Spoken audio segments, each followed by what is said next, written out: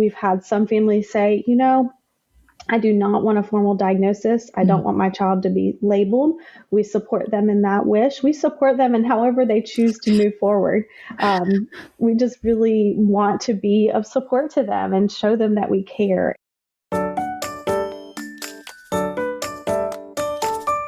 Welcome to Transforming the Toddler Years, the podcast for conscious parents, caregivers, and educators who believe tantrums aren't terrible.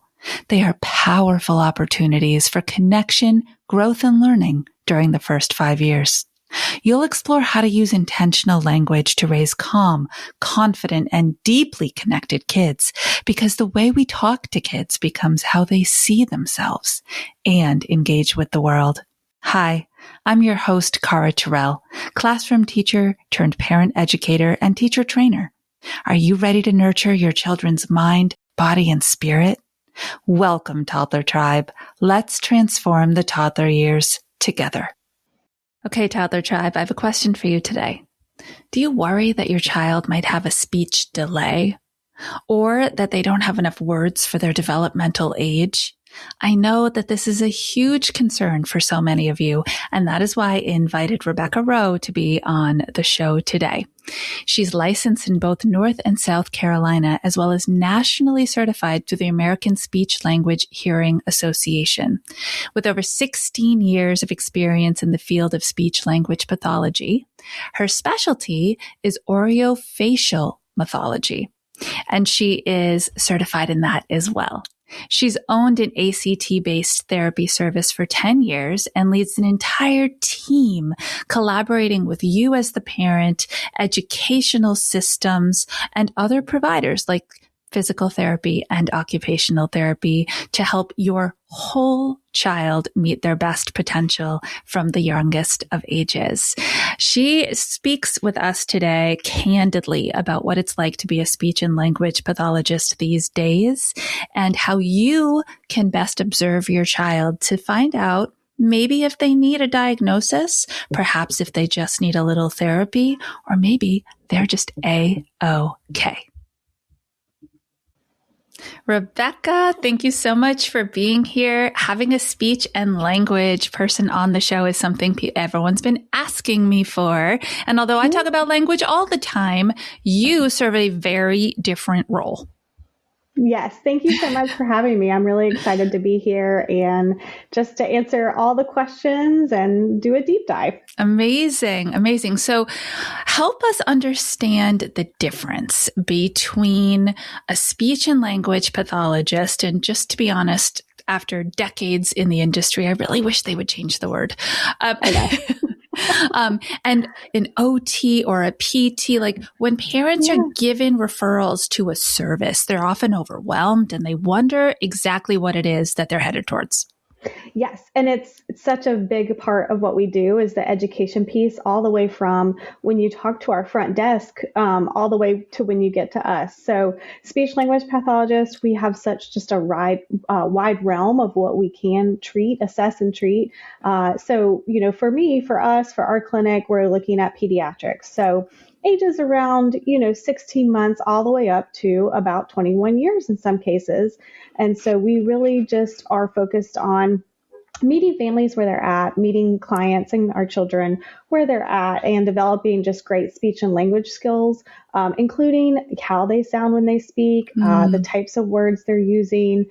Some of them are non-spoken words. Sometimes that's with AAC devices, right? Augmentative and alternative communication, working through just family goals and client goals. So on the other side of that, which is really fun, for us to team up with occupational therapists in our clinic.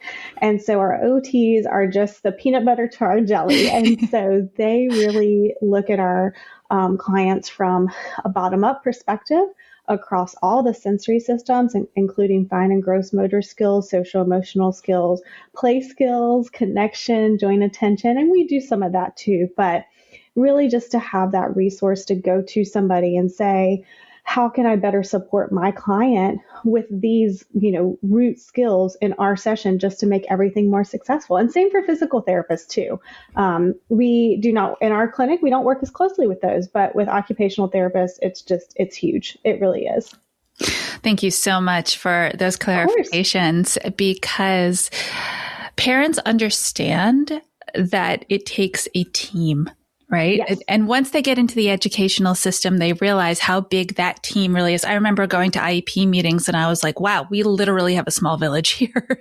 Yes, that's exactly what it's like. It is a team, and that's what we present as. And sometimes it's the right time for speech and language, and sometimes it's the right time for OT, and sometimes it's the right time for both. And so, figuring where that family is in their journey and meeting them where they're at, and letting parents know this doesn't have to be forever thing. We can do some speech and OT, and then we can take a break and build those at-home skills, and you can come back. Something I forgot to mention that both of us do, especially in our clinic, is feeding, a lot of feeding therapy. So speech language pathologists, we really focus on the motor, chewing aspects and dysphagia, difficulty chewing and swallowing aspects, and our OTs really work on that sensory aspect of feeding.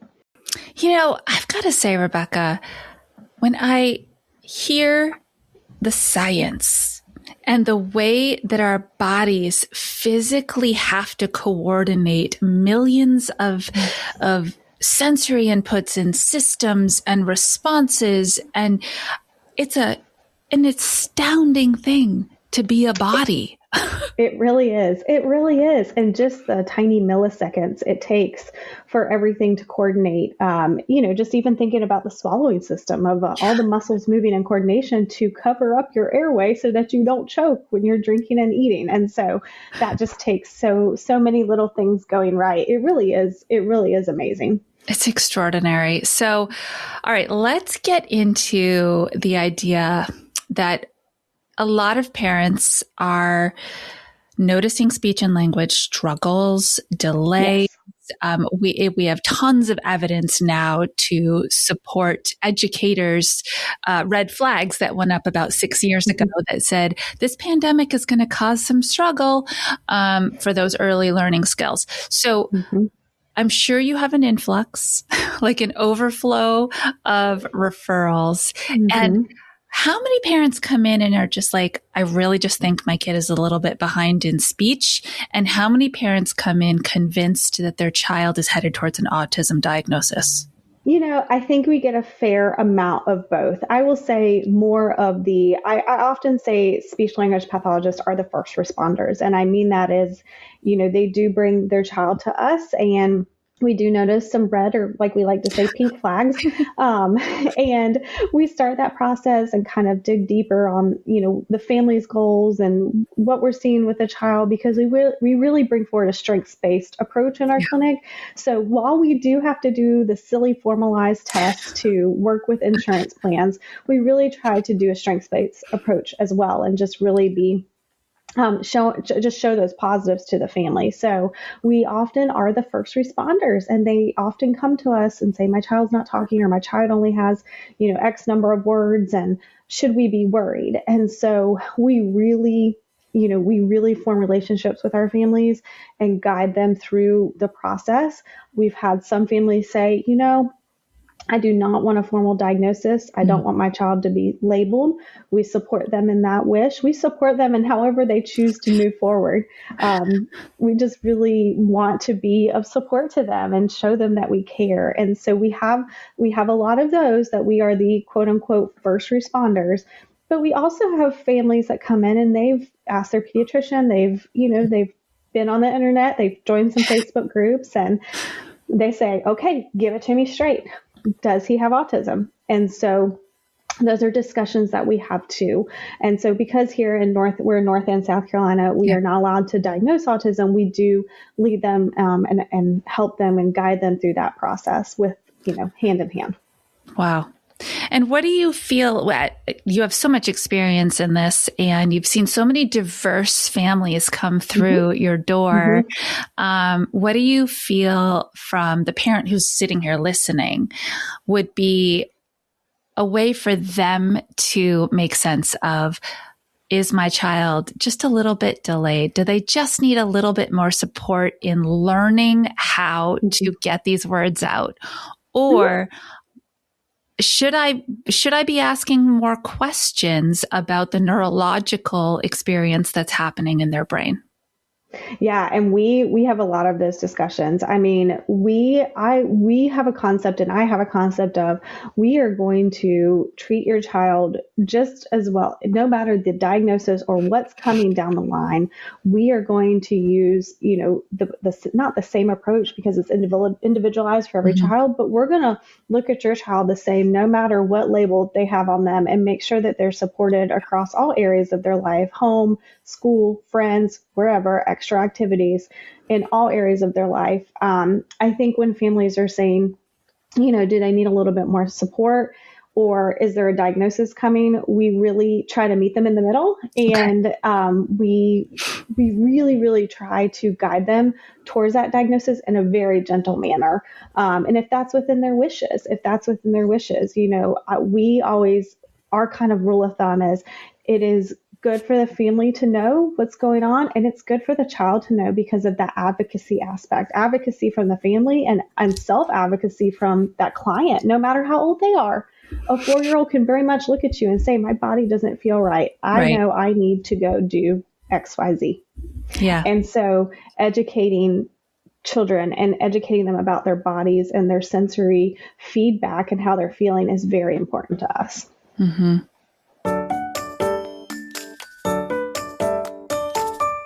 Hey, Mama. Cara here, just hopping in to say how impressed I am by you and your dedication to raise a whole child who will be world and school ready.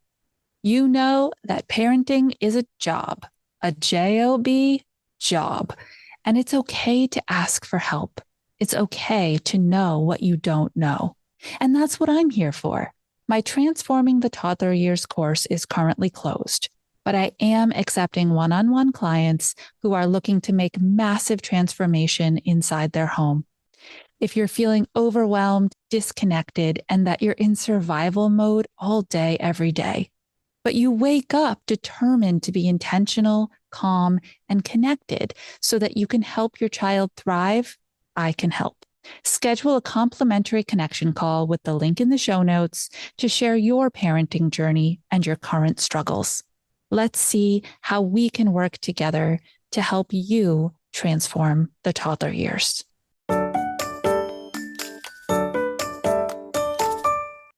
I have a question for you. In my research for the book, I came across this startling, for me it was startling, that post-COVID, the CDC changed the guidelines for the number of expressive language words and phrases they would expect a child to have at 30 months old. And there were speech and language people all over the internet saying, hold up a minute. We are still going to go by the pre-existing expectations for developmental age. So can you speak to this for a minute? Like what happened? And I'm not asking you to talk about political choice making, but like, how did this change things for parents who are online and searching, how many words should my 2-year-old have?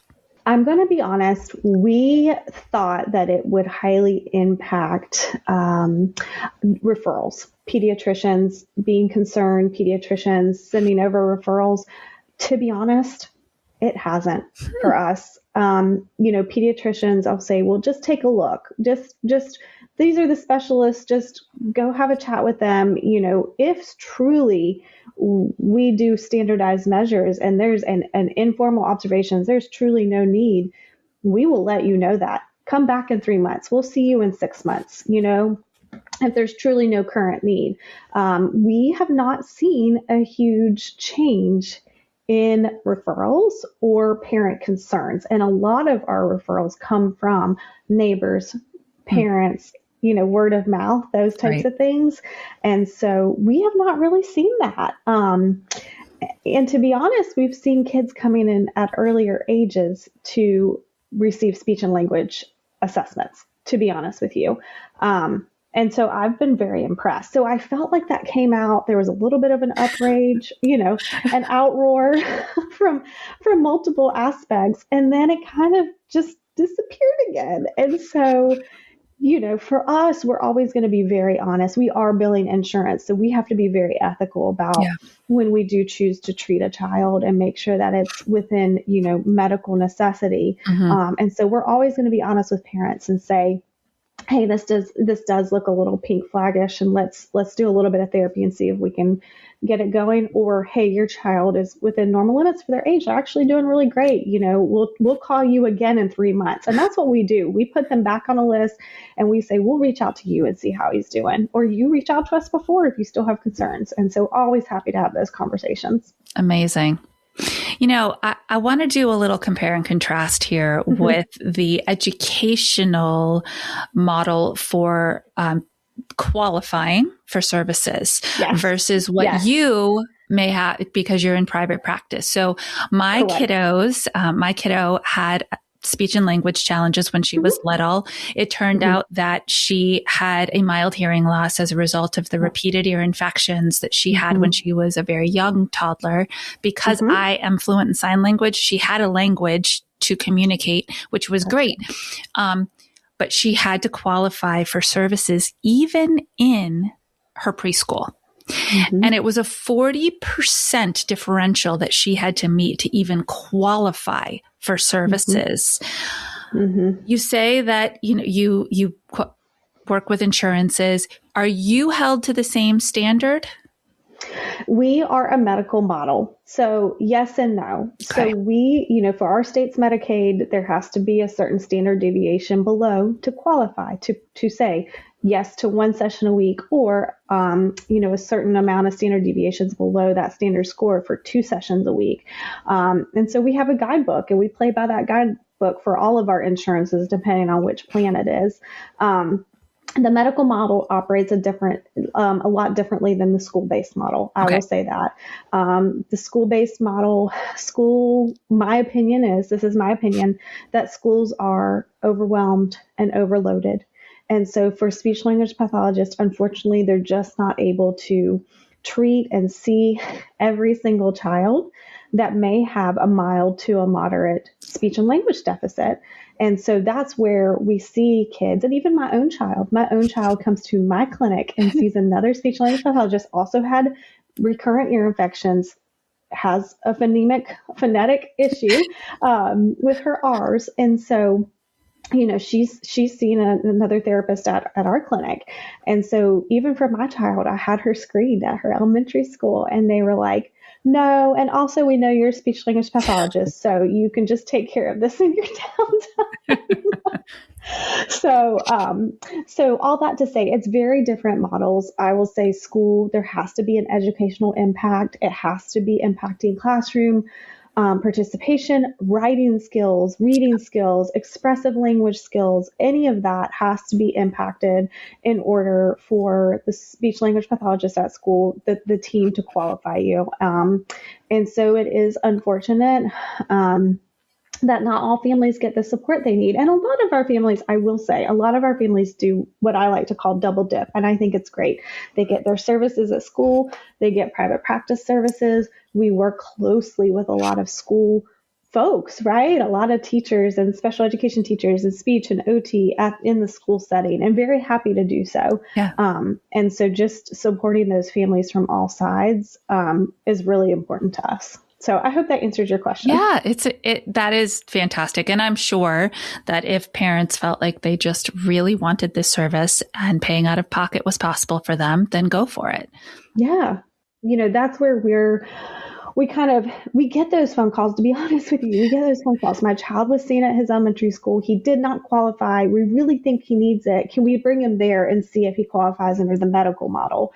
And so that's when we see those like my own child once a week. Let's do a once a week session, get you practicing at home. And this is for, an articulation disorder. So there's apples to oranges here, but that's where we can kind of jump in and provide some more support. And like I said, it's not a forever thing, right? It's either let's do a little bit, you guys take off with it and come back when you need us, or let's do a few months, 4 months of therapy and you're great to go. All right. So I have an articulation question for you, right? As my daughter is a tutor. She lives in Japan, but she is Yeah. And she's working with a young girl who is American, right? Attends American school. Okay. But her home native language is not English. And so producing Y sounds or producing some of those phonemic swaps are really, really challenging for her. Yes. We know that the earlier they're saturated in it, the better. And that those phonemes that they believe that their native language will need for the rest of their lives are really cemented before the age of 1 in their language brain, which is extraordinary. What are we looking at for a timeline here? What is a reasonable expectation to be asking a child to consistently produce sounds and phonemes that were not in the native language? Yes. So this is a huge point of discussion for, our state society, our national society. Within the field, we just really have to be culturally, conscious of what we're asking children to do. And this is where having an interpreter really comes in handy for us. And so when we're looking at this, when we have a child that's bilingual, we're looking to see, are they making incorrect sounds or are they making errors in both languages? You know what I mean? And if they're making them in both languages, then we could possibly treat it if they are able to speak English, right? If they're a Spanish speaker, they have to see a Spanish speech language pathologist. And it gets tricky with some of the different dialects and languages because sometimes interpreters are not readily available, right? Or we might not be able to find a speech language pathologist in our area that speaks maybe Japanese or Chinese. And that's where I think that our field as a whole needs to grow. And so we need to be attracting all types of people, male, female, from all different cultures, because it's really been white females, heavy.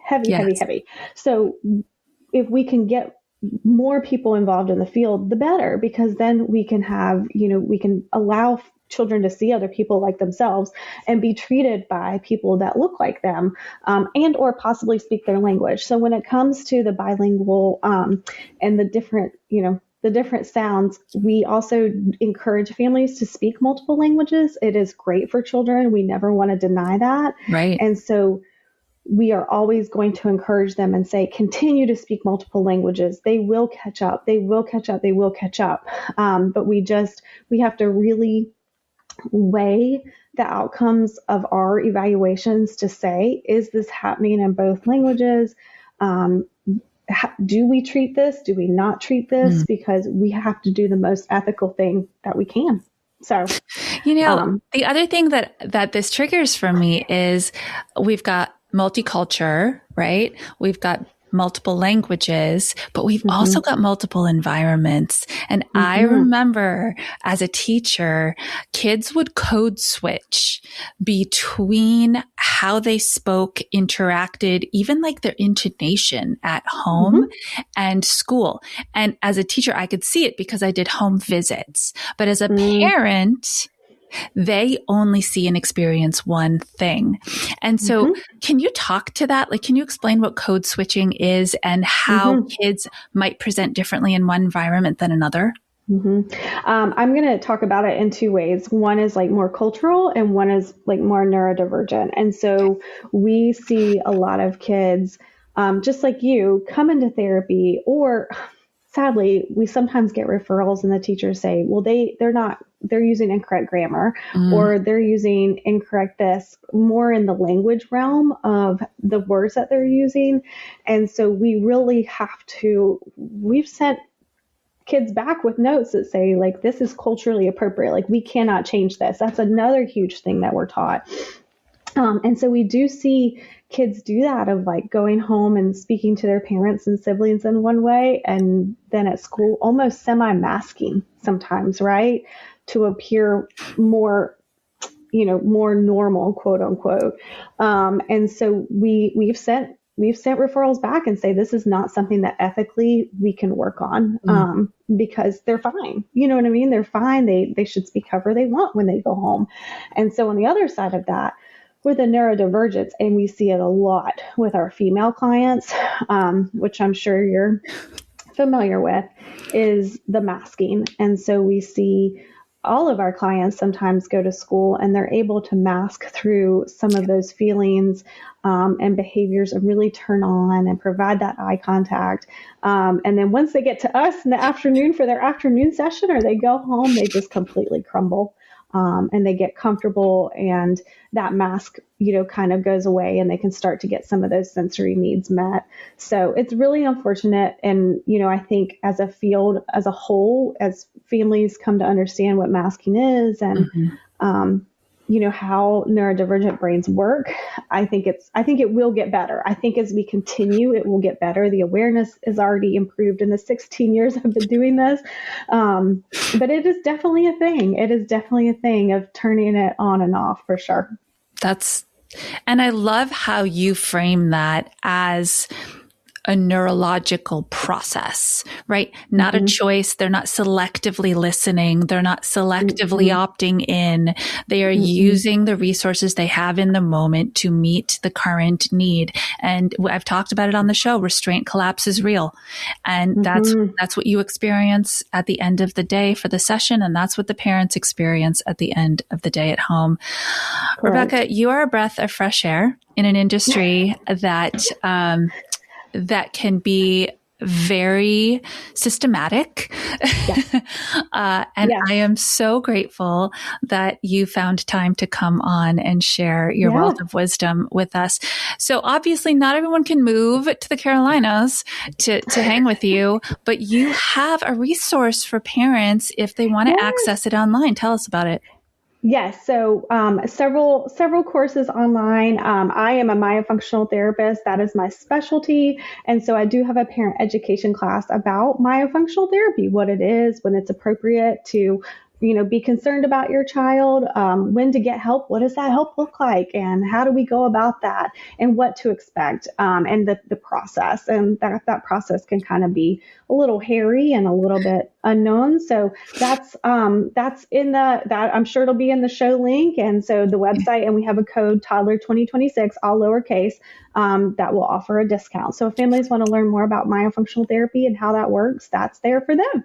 Amazing. Amazing. And, take her up on this, because I will tell you, the minute you ask the question, whether it's of your education team or you go directly to someone like Rebecca, it opens up kind of this whole new experience for you. And you end up with so many more questions. So if you can do a little pre-learning, right? If you can ground into, maybe this is the right time to ask the question, or maybe it's not. Maybe I give it a couple more months and wait and see. Then you actually walk in feeling more empowered and like you are ready to take direction, as opposed to flail around in the sea of what is even happening. Because I've been there. Yes, haven't we all? Absolutely. Oh, thank you, Rebecca. I'm so grateful for you. And I hope to hear in another 5-10 years that this industry has just come where you see it going, that your vision comes to fruition. Thank you so much. Yes, thank you. It's been a pleasure. Absolutely. All right, Toddler Tribe, you know what to do. Stay mindful and proactive until our next episode as we transform the toddler years.